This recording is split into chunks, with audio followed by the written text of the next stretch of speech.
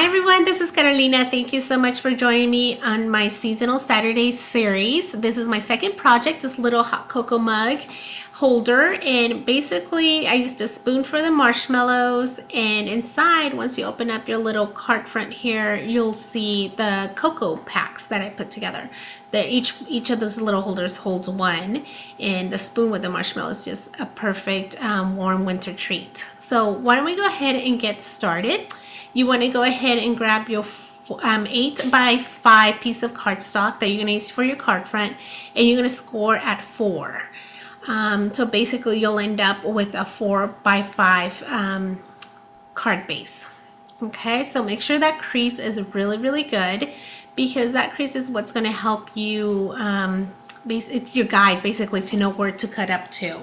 So I'm going to measure about 3/4 of an inch in from the top of your card front. Only the top of your card front is where you're going to be cutting. So take your paper cutter and cut up to that crease line you just made, and turn your paper over, and then you're going to cut again up to that piece you just cut off, so that basically you'll cut the little 3/4 of an inch strip completely off. Okay, and what this will do is you'll end up with that piece on top, and that's where your whipped cream is going to sit. Okay, so next we're going to grab our designer paper, and that measures 3 7/8 by 4 1/8.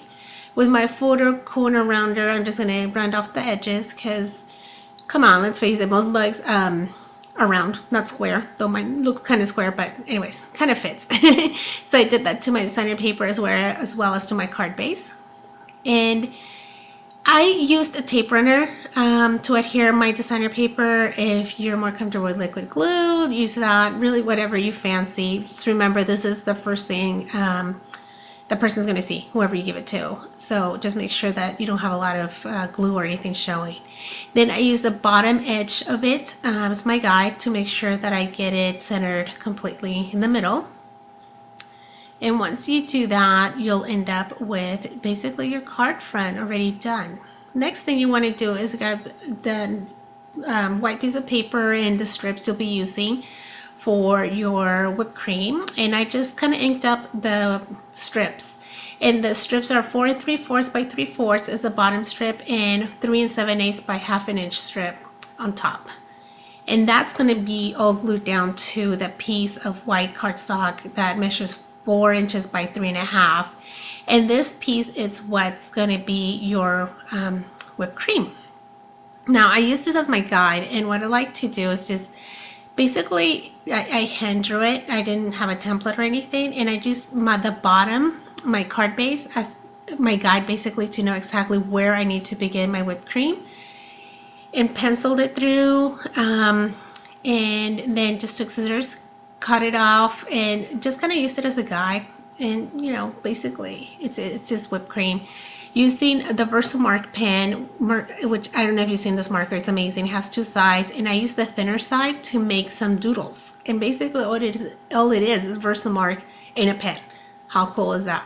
Okay, so then with the brush side, I went along the edges, and as you notice, I put down another piece of paper, not only for scrap, but this is also going to be a guide to know exactly that I got everything I needed to get. Bring over your embossing powder, and I used a peg white just because since I'm doing white on white, I wanted to kind of pop a little bit, and just pour it.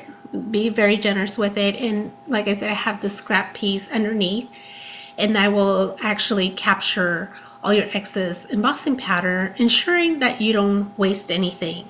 And I just kind of double checked to make sure I got everything I wanted. And I think I've had this little jar, I think for a year now. So this is just a perfect way to ensure that you have that powder go a long way for you. Okay, and then you're going to heat set it, and you'll see the great shimmery look it gives you. Isn't that cool? Then with the stickles, I just kind of filled in around on the edges, a little bit on top of the embossing, and this just gives it that extra shiny look that whipped cream has. Then you're going to go ahead and bring back your card base, and remember that strip we cut off. This is where you're going to put one row of 3 sets of dimensionals, and on each dimension I'm putting down, I added 2 more. So basically you end up with 3 dimensionals three, I guess.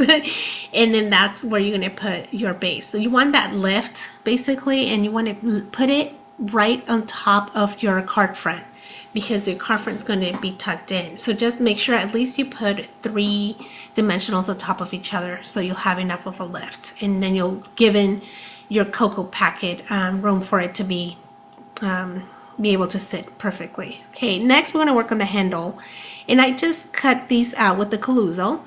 Played around with different measurements. I use the oval Coluzo for this one, but you can pretty much use circle too if that's what you have.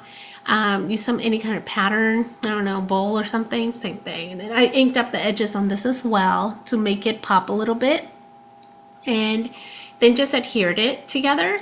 So I just kind of like giving this little look. It carries the designer paper throughout, and then flush it to the ends, making sure you have a good stick, and turn it over again.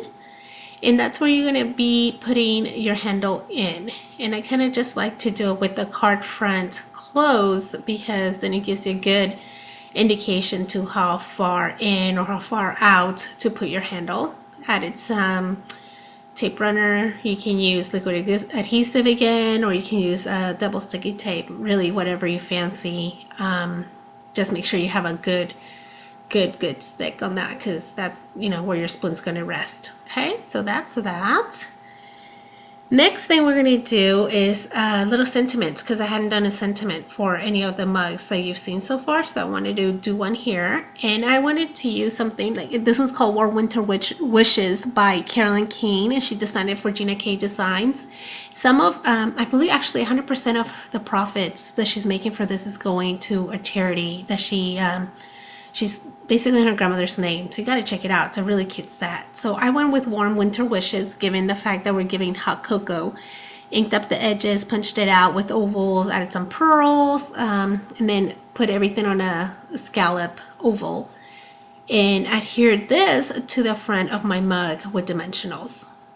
Since I hadn't done one with some kind of sentiment, I wanted to show you what that looks like. So did that. Okay, so that's what it looks like. Very cute. Love this set. And then the spoon. The spoon was this plastic spoon that you get. I got this one at Costco in those big boxes, but I'm sure they sell them everywhere. Added marshmallows, added a little plastic bag, and in the back I just kind of held it together with double-sided tape, and tied the bow around the bag so the bag stays closed, and therefore your marshmallows stay fresh. Added a little bit of double-sided tape to the handle, and that's where I'm going to be putting my spoon. But first is first, it's the little hot cocoa packets. And for that, I just used a treat bag, sealed it, and make sure you seal it very, very well, because if not, you'll have hot cocoa all over the place. And then set that inside your mug, and you're ready to go. Go ahead and close it up again. That's why it's important that you use 3 dimensionals, so that you have that room for the cocoa to sit. Okay, and that little sticky strip we put there, go ahead and with double-sided tape, go ahead and put your spoon there, and then grab another little piece that you're going to be using for the bottom. And what I do is just cut it off and then just kind of roll it in my fingers, and that gives it a little bit of a lift, and then just place it under my spoon. And there you go. You're all done, ready to be given away. Here's another version. This one I used Cosmo Cricket's Nutmeg designer paper. I love this full colors. It's from their paper pad. The next one is a different alternative. If you want to use it just embossing folders, that works great. Instead of going through the embossing and the stickles, you can just use embossing folders. Here I use Swiss dots and another one. Can't remember what those are called. That one's called. But anyways, and here's the one you saw from my original tutorial. Okay, so thank you so much for joining me. Hope you had fun. See you next time.